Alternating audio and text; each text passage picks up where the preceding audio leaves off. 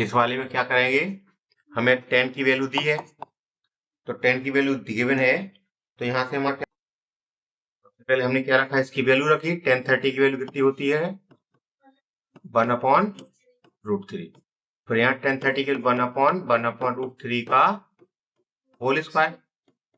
जब हमने इसको सॉल्व किया तो यहाँ आ गया 2/√3, और जब इसको सॉल्व किया तो 1 + 1/3। अब इसका क्या लिया हमने, एलसीएम लिया, तो यहाँ 2/√3 अपॉन 3 + 1/3। अब ये जब अपॉन में रहते हैं तो इसके हो जाते हैं उल्टे, 2/√3 × 3/4। अब ये यहाँ से कितनी बार कट जाएगा, 2 बार, और ये यहाँ से कितनी बार कट जाएगा, √3 बार। तो यहाँ आंसर कितना हो जाएगा, √3/2। अब हमें ये चेक करना है कि जो एमसीक्यू दिए हैं उसमें ये किसकी वैल्यू आती है, √3/2 किसकी आती है, sin 60 की वैल्यू किसकी आती है, हम क्या लिख देंगे, sin 60 डिग्री। इसका जो तीसरा है 1 - tan स्क्वायर थीटा, दूसरे का सेकंड, कितना दिया 1 - tan स्क्वायर कितना है 45 degree, square 45 degree upon 1 + tan square 45 degree. अब tan स्क्वायर 45 की वैल्यू कितनी होती है 1, और इसकी वैल्यू होती है 1, तो 1 - 1 गया 0, 1 + 1 2, तो 0 को 2 से डिवाइड करें तो आंसर कितना आएगा, 0 आएगा। कितना आएगा, 0। तो 0 किसकी होती है, चेक करो, 0 किसकी होती है,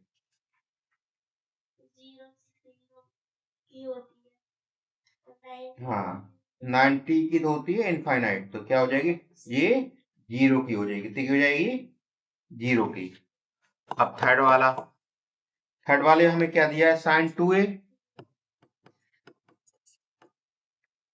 = 2 sin a। ठीक है, हमें इसमें क्या करना है, फाइंड a, मतलब a की वैल्यू क्या आएगी। ठीक है, हमें इसमें क्या है, ऑप्शन से हमें सॉल्व करना होता है कि ऑप्शन में इसकी वैल्यू क्या क्या हो सकती है। नहीं तो इसमें क्या करेंगे, 2 sin a है ना, इसका फॉर्मूला होता है 2 sin a cos a बराबर 2 sin a, तो sin a से sin a, 2 से 2। अब यहां बचेगा cos a बराबर कितना हो जाएगा आपका, ये यहां से कटेगा तो यहाँ पे आपका 2 sin a उस हट जाएगा तो 1 आएगा, कितना आएगा 1। और cos 1 की वैल्यू किसकी होती है, 1 किस पे आती है, cos 0 पे, किस पे आती है। अब cos बराबर है तो a बराबर कितना आ जाएगा, 0 डिग्री, कितना आ जाएगा, 0 डिग्री। चौथा दिया है 2 tan 30 degree, 2 tan 30 degree upon 1 - tan square 30 degree. अब हमें सबसे पहले इसकी वैल्यू रखना है, 2 tan 30 की वैल्यू कितनी होती है 1/√3, और इसकी भी 1/√3, इसका स्क्वायर। अब हमने क्या किया, इसका L2 किया 2/√3, इसका सॉल्व किया तो इसमें कितना आ जाएगा, 3 - 1/3, तो कितना हो जाएगा 2/√3 अपॉन 2/3, तो 2 से 2 कट जाएगा, और ये जो है आपका वो 3 से कितनी बार कटेगा, तो ये √3 कहाँ पहुंच जाएगा, ऊपर, तो ये ऊपर पहुंच गया। तो हमें देखना है √3 किसकी होती है, tan 60 की, कितनी की होती है, tan 60 की। ठीक है, अब इसके बाद इसमें क्या है, इसमें तुम्हारे पास दिया है तीसरा, जी बेहद इंपॉर्टेंट क्वेश्चन होता है, ये पेपर में आता ही आता है। ये लिखा है tan a + b = √3, और ये लिखा है tan a - b = 1/√3। इसमें कंडीशन दी है कि जो a और b की वैल्यू आनी है वो 0 से क्या आनी है, 0 से तो बड़ी आनी है, 0 से क्या आनी है, बड़ी, लेकिन 90 से क्या रहेगी, छोटी, 90 क्या रहेगी, छोटी, और साथ में a एंगल b से क्या आना है, बड़ा। ये दो कंडीशन हमें दी हुई है। अब हम क्या करेंगे, सबसे पहले ये देखेंगे कि √3 tan में किसकी वैल्यू होती है, किसकी होती है, tan 60 किसकी होती है? a प्लस b बराबर कितना आ गया? 60 डिग्री। इसका इक्वेशन 1 समीकरण 1। ऐसी j किसकी होती है tan में? 1/√3 30 की। तो क्या बन गया? a माइनस बी बराबर 30। अब हम क्या करेंगे? Solve equation 1 and 2।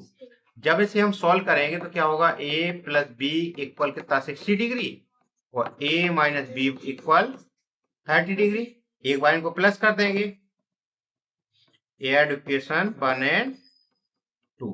जब ऐड करेंगे तो b से भी कट जाएगा, तो 2a इक्वल कितना हो जाएगा? 90। कितना हो जाएगा? a बराबर 90/2 कितना आ जाएगा? 45। कितना आ जाएगा? 45। जब ये 45 आ जाएगा तो हमें इसकी वैल्यू क्या रखना है? इसमें रखें फ्रॉम इक्वेशन फर्स्ट में।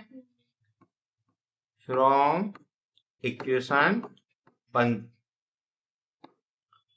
तो कितना? a प्लस बी इक्वल कितना दिया है? 60। a की वैल्यू कितनी है? 45। b की वैल्यू हमें निकालनी है, तो b इक्वल कितना आ जाएगा? 60 माइनस 45। तो b इक्वल कितना आ जाएगा? 15 डिग्री। a इक्वल 60 और b इक्वल 15 डिग्री। ठीक है। इसके बाद है चौथा वाला, ये ट्रू फॉल्स आ गया। ट्रू या अब ट्रू या फॉल्स में हमें क्या देखना होता है? इसमें ये देखना है कि साइन a प्लस बी,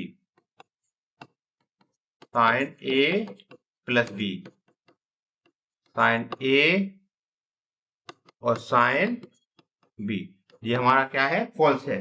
कभी भी इसका जो रहता है वो मल्टीप्लाई के बराबर नहीं होता। ये अपने आप में इससे कंबाइंड फॉर्मेट में रहते हैं। इसका फॉर्मूला क्या होता है? वैसे अगर जाओ तो sine a cos b cos a sine b, ये इसका फॉर्मूला होता है। लेकिन हमें इससे कोई मतलब नहीं है, हमें केवल इससे देखना है कि ये बराबर है या नहीं है, ट्रू है फॉल्स है। दूसरा दिया है साइन की वैल्यू, साइन थीटा की वैल्यू जैसे जैसे एंगल बढ़ता है, जैसे एंगल बढ़ने का मतलब होता है 30 डिग्री पे 1/2 है, 60 डिग्री पे कितना है? √3/2 और 90 डिग्री पे कितना है? 1 है। तो एंगल बढ़ने पर यहां से यहां तक देखोगे, यहाँ आधा था, यहाँ 1 हो गया, तो ये हमारा क्या होता है? इंक्रीज होता है। एंगल की अगर वैल्यू बढ़े तो हमारी साइन की, थीटा की वैल्यू अगर बढ़ती है तो इसकी साइन की वैल्यू बढ़ेगी। तो ये हमारा क्या हो जाएगा? एस हो जाएगा। क्या हो जाएगा? एस, ट्रू हो जाएगा। तीसरा दिया है कॉस के लिए, तो कॉस की हमें देखना है, 0 की वैल्यू तो 1 होती है, 30 की वैल्यू होती है √3/2 और 90 की वैल्यू 0 होती है। तो यहां से देखोगे यहां तक ये वैल्यू क्या हो रही है? घट रही है, और ये कह रहा है बढ़ रही है। तो क्या होती है? इसकी वैल्यू डिक्रीज होती है, और हमसे पूछा है इंक्रीज होती है, तो ये भी हमारा क्या है? फॉल्स है। चौथे में दिया है साइन थीटा और कॉस थीटा हर एक एंगल पे बराबर वैल्यू होती है। जी पूछ रहे हैं कि थीटा की 4 वैल्यू पे, तो इसमें जो है वो क्या होती है? कॉम्प्लीमेंट होते हैं, दोनों की वैल्यू कभी भी इससे बराबर नहीं होती है। केवल 45 डिग्री पे इन दोनों की वैल्यू बराबर होती है। इसकी वैल्यू 1/√2, तो इसकी वैल्यू 1/√2। अब साइन में अगर तुम देखोगे, साइन की अगर 30 की वैल्यू निकाली हमने तो होती है 1/2, और कॉस 30 की वैल्यू निकाली तो होती है √3/2। इसलिए ये हमारा सही नहीं है।